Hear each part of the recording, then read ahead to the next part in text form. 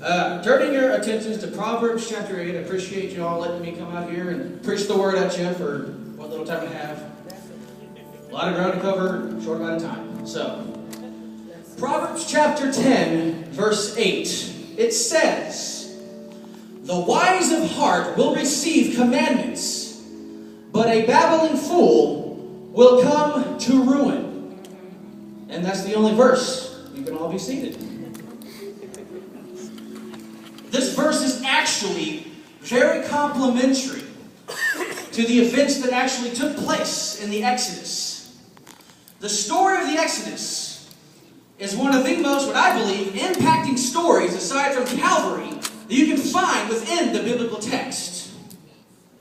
It gives what I believe to be a very vivid picture of church functionality as opposed to secular functionality within our day.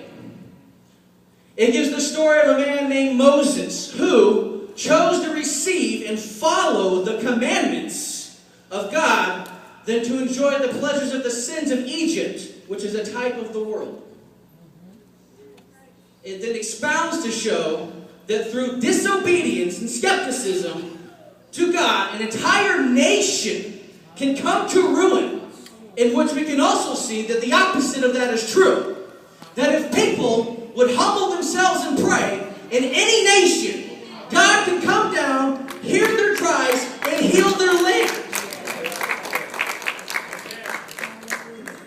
There is a man that lived among us a couple of years ago by the name of Christopher Hitchens. I don't know if anybody's heard of him. But he absolutely lived out this proverb that a babbling fool will come to ruin. This individual wrote a book entitled, "God is Not Great." And you can see the world within the book that he wrote, the world that he embraced, a world of skepticism, and the world that embraced the pleasures of sin. This man was easily one of the leading mainstream skeptics who lived in our day. He, along with many contemporaries, brought wrongful and hateful accusations against the God of the Bible and tried to downplay what it really was. Now, follow this for a second. There's a way to pick this apart.